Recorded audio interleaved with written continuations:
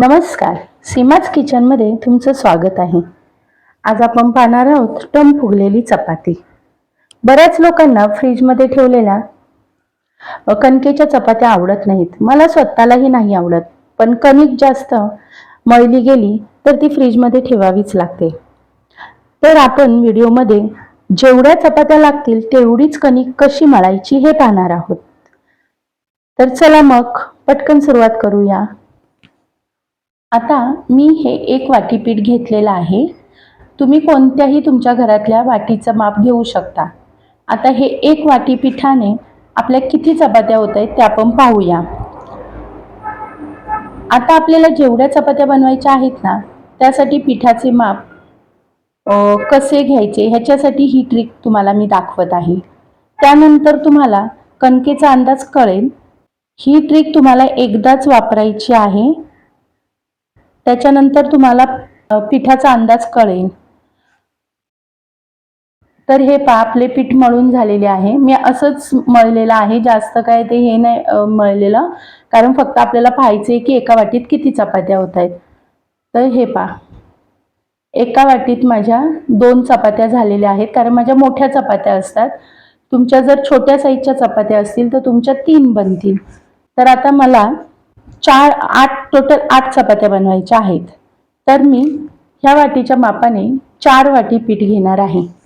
आता आपण पिठामध्ये मीठ टाकून घेणार आहोत आणि आता थोडं थोडं पाणी टाकून पीठ मळायचं आहे. चपाती आहे ना, मऊ लुसलुशीत होण्यासाठी पहिली टीप म्हणजे गहू चांगल्या क्वालिटीचा घेणे. मी सिंहर वापरते. टीप दुसरी, गहू दळून आणताना एकदम बारीक दळून आणायचे, त्यामुळे चपाती छान लुसलुशीत होते. पीठ कधीही मळताना ना जास्त पातळ मळू नये आणि जास्त कठीणही मळू नये. मीडियम साईजचं, जसं मी आता तुम्हाला दाखवते पीठ किती नरम पाहिजे. आणि जर तुम्हाला पीठ भिजवत ठेवायला वेळ नसेल तर तुम्ही मी दाखवल्याप्रमाणे पीठ मळा. ते भिजत ठेवलं नाही तरी तुमची चपाती ही टम फुगणारच, कारण पीठ मळतानाच त्याला छान पीठ एकदम मळून घ्यायचं. जसं मी दाखवते तसं तुम्ही पीठ मळून घ्या. तुम्हाला पीठ भिजवत ठेवण्याची गरज नाही. तर हे पहा, आपलं परातीला असं जेव्हा पीठ चिकटतं ना, तेव्हा काय करायचं, थोडंसं पाणी टाकून घ्यायचं. असं पाणी टाकलं ना परातीत आणि पीठ मळायला घेतलं की परत आपली क्लीन होते. तर हे पहा, आपलं पीठ मळून झालंय. आता ह्याला आपण तेल लावून घेणार आहोत. तर हे पहा, मी थोडंसं 1 चमचा आता तेल टाकते. जास्त तेल नाही लावायचं, थोडंच बस. 1 चमचा तेल टाकलेलं आहे आणि ह्या तेलात आता छान कणिक मळून घ्यायची. तर हे पहा, पीठ आहे ना, हे पहा कसं मी मळलंय. एवढं असं सॉफ्ट पीठ पाहिजे. मग हे भिजवत ठेवायची गरज नाही. मी मळूनच बघा त्याला किती सॉफ्ट केलंय. आणि जर तुम्हाला भिजवत ठेवायचं असेल तर तुम्ही थोडं कठीण पीठ मळून ते एक 10-15 मिनिटं भिजत ठेवू शकता. पण मी शक्यतो सकाळची गडबड असते, मला भिजत ठेवायला वेळ नसतो, म्हणून मी मळूनच एवढं सॉफ्ट घेते. आता याचे आपण गोळे करायला घेऊया. तर मला टोटल 8 चपात्या करायच्या होत्या, म्हणून मी 4 वाट्या पीठ घेतलं होतं. तर त्याच्यात आपण गोळे करून घेऊया. तर हे पहा, असे मी सर्व गोळे करून घेतलेले आहेत. माझे टोटल 8 गोळे झालेले आहेत.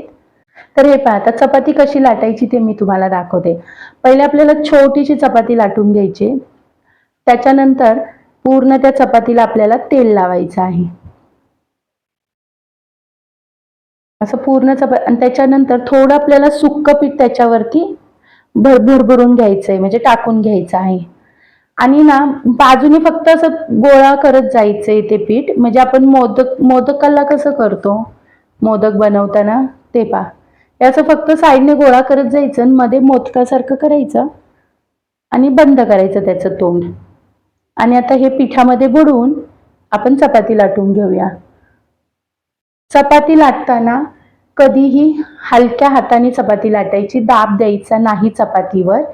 आणि आता पहा, अर्धी चपाती लाटून झाली आपली की आपण साईडून चपाती लाटायची, मध्ये चपाती लाटायची नाही. हे पहा, अशी साईडून लाटून घ्यायची, मध्ये कधीही चपाती जास्त पातळ करायची नाही. अर्धी चपाती होईपर्यंत आपण मध्ये लाटायचं, अर्धी चपाती झाल्यानंतर अशी साईटून लाटून घ्यायची हलवून हलवून. चपातीला पीठ कधी जास्त लावायचं नाही कणिक. तर हे पहा, आता आपली चपाती लाटून झाली आहे. तर मी तुम्हाला ती भाजून दाखवते. जास्त जाडही नाहीये आणि जास्त पातळही नाहीये, अशी मीडियम साईजची चपाती लाटून घ्यायची. आता हे मी तुम्हाला चपाती भाजून दाखवते. तर पहिलीच चपाती आहे म्हणून मी तव्याला तेल लावून घेत आहे. तर हे पहा, चपाती आता तव्यात टाकून घेते मी. चपाती तव्यात टाकल्यानंतर तिला जास्त वेळ भाजून द्यायची नाही. 1-2 सेकंदात लगेच उलटून घ्यायची चपाती, पलटी मारायची. हे पहा. आणि आता मी तेल लावत आहे. तर तुम्ही म्हणाल अजून चपाती भाजली नाही तर तेल. तर तेल अगोदरच मी का लावून घेते, कारण मग ते चपाती बरोबर तेलही भाजलं जातं. आपण जेव्हा चपाती भाजल्यानंतर तेल लावतो तर ते तेल तसंच कच्चं राहतं. म्हणून मी कधी चपाती पूर्ण भाजण्याच्या अगोदरच तेल लावून घेते. तर हे पहा, मी आता चपातीला कुठेही उलटण्याने दाबलं नाही, काही नाही, तरी चपाती पहा कशी फुगत चाललेली आहे.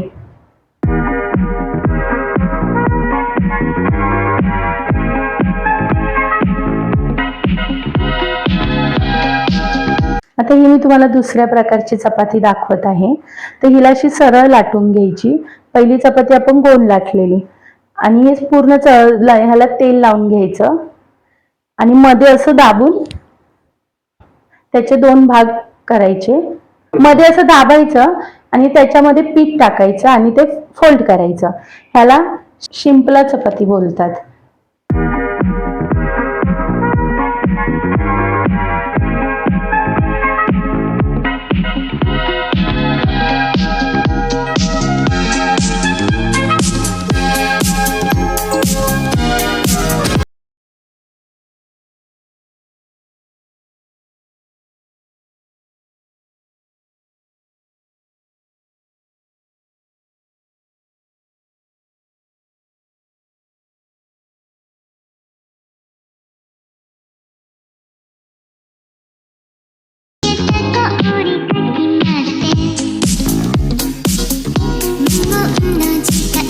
हे पहा, आता मी तुम्हाला चपातीचा तिसरा प्रकार दाखवते. ह्याला घडीची चपाती बोलतात.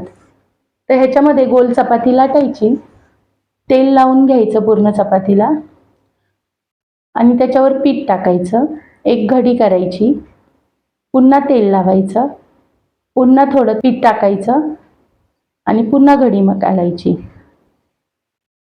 ही सुद्धा चपाती टम फुगते आणि खुसखुशीत लागते ह्या प्रकारे चपाती लाटली तर.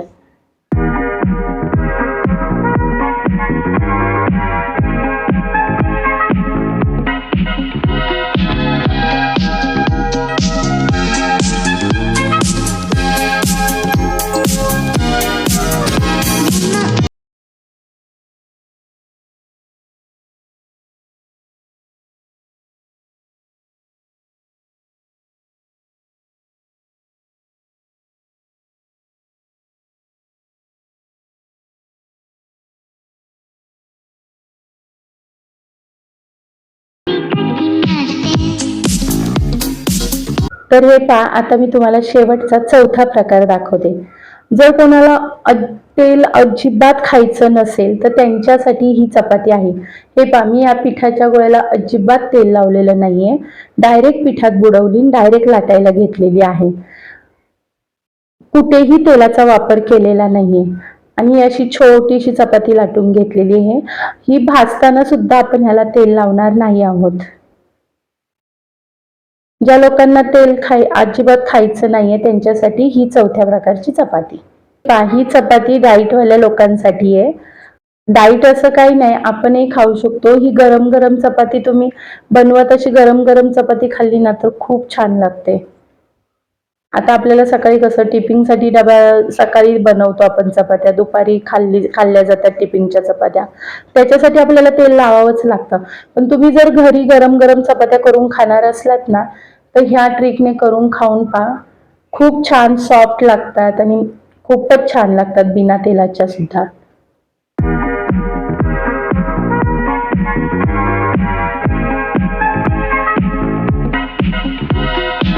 जर तुम्हाला माझी रेसिपी आवडली असेल तर माझ्या व्हिडिओला लाईक करा, शेअर करा आणि माझ्या चॅनलला सबस्क्राईब करा. Bye bye.